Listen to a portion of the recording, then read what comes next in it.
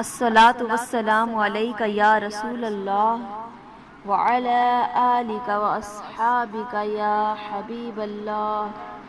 الصلاۃ والسلام علیک یا نبی اللہ وعلی آلک واصحابک یا نور اللہ۔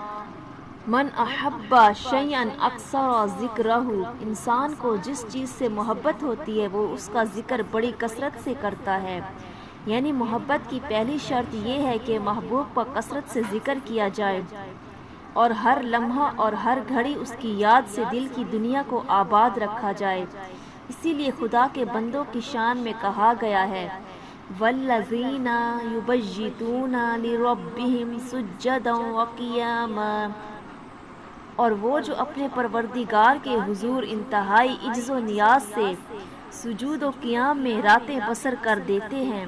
نیز فرمایا تتجافی جنوبہم عن المضاجع ویدعون ربہم خوفا وطمعا، ان کے پہلو شب کے راحت قدوں میں بھی بچھونوں سے الگ رہتے ہیں اور وہ اپنے پروردگار کو خوف اور امید کی ملی جلی کیفیت سے پکارتے ہیں۔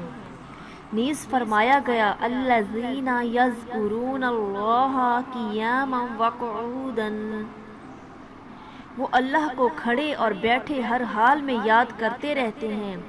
ان ارشادات خداوندی کا یہ نتیجہ تھا کہ سرور کائنات صلی اللہ علیہ وآلہ وسلم اتنی طویل نمازیں ادا فرماتے اور ان میں اتنے طویل سجدے فرماتے کہ حضرت عائشہ فرماتی ہیں گمان گزرتا تھا کہ آپ کے جسم اطہر سے روح مبارک پرواز کر گئی ہے۔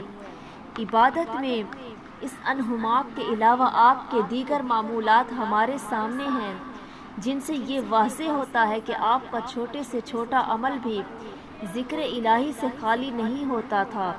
آپ کے انہی مشاغل کی بنا پر آپ کے متوسلین کی کردار و عمل میں ذکر الہی اس غایت درجے میں سرایت کر گیا تھا کہ دنیائے عشق و محبت کی تاریخ میں کسی جگہ اس کی مثال نہیں ملتی۔ جگر گوشہ رسول صلی اللہ علیہ وآلہ وسلم حضرت فاطمہ الزہرا کی نسبت سیرت نگاروں نے لکھا ہے کہ سردیوں کی طویل راتوں میں جب آپ مصلے پر عبادت کے لیے کھڑی ہوتی تو ایک ہی سجدے میں تمام رات بیت جاتی۔ آپ اذان سن کر سر مبارک اٹھاتی اور ایک آہ سرد کھینچ کر فرماتی اے آقا تو نے کتنی چھوٹی راتیں بنائی ہیں کہ جی بھر کر سجدہ بھی ادا نہیں ہو پاتا۔ اسی بنا پر جو گھڑی اور جو لمحہ ذکر و فکر الہی سے خالی ہو عرفاء اس لمحے کو حالت کفر سے تعبیر کرتے ہیں۔ ایک حدیث قدسی میں سرور کائنات صلی اللہ علیہ وآلہ وسلم فرماتے ہیں کہ اللہ رب العزت کا ارشاد ہے کہ میرے بے شمار بندے ایسے ہیں جو مجھ سے محبت کرتے ہیں، میں ان سے محبت کرتا ہوں۔ وہ میرے مشتاق رہتے ہیں، میں ان کا مشتاق رہتا ہوں۔ وہ میری ملاقات کے آرزو مند رہتے ہیں، میں ان کی ملاقات کا متمنی رہتا ہوں۔ وہ مجھے تکتے رہتے ہیں، میں ان کو تکتا رہتا ہوں۔ عرض کیا گیا ان کی پہچان کیا ہے؟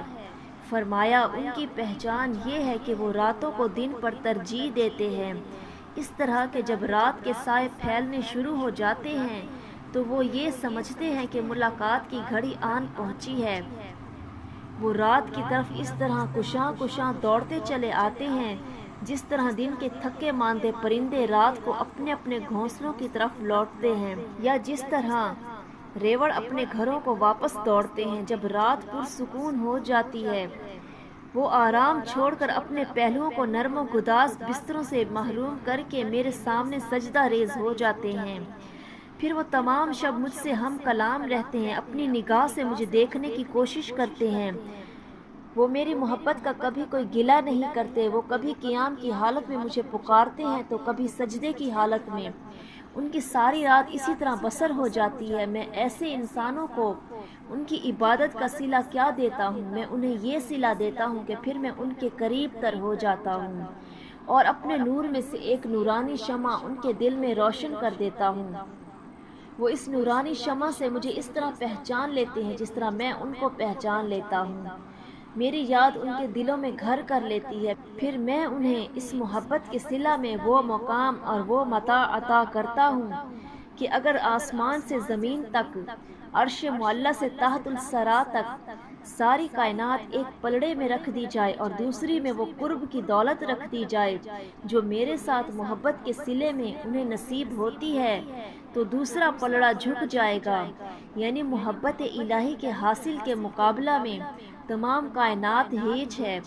بقول اقبال، دو عالم سے کرتی ہے بیگانہ دل کو، دو عالم سے کرتی ہے بیگانہ دل کو، عجب چیز ہے لذت آشنائی۔ یہ تو محبت کا دعویٰ کرنے کے بعد اس کی پہلی شرط کو پورا کرنے والوں کا ذکر تھا۔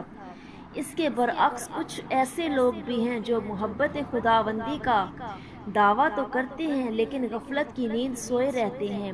ان کی بابت سرور کائنات صلی اللہ علیہ وآلہ وسلم نے ارشاد فرمایا، کذب من ادعى محبتی اذا جنبہ اللیل نام عنی۔ وہ شخص اپنے دعوائے محبت میں جھوٹا ہے جو زبان سے محبت کا دعویٰ کرے مگر رات کو خواب غفلت میں پڑا رہے۔ لیکن اس کا مطلب یہ نہیں ہے کہ محبت خداوندی کے جذبے کے تحت انسان بستیاں ترک کر کے ویرانوں اور غاروں اور کھائیوں میں بسیرا کر لے۔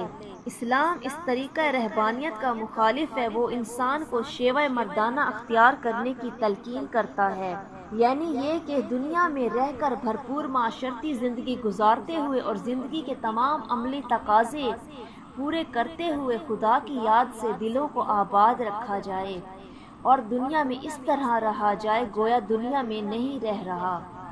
انسان کا بسیرا دنیا میں ہو اور خدا کی یاد کا بسیرا اس کے دل میں۔ انشاءاللہ کل ہم دوسری شرط آزمائش پر صبر، اس کے بارے میں ذکر کریں گے۔ صلی اللہ علی محمد صلی اللہ علیہ وآلہ وسلم۔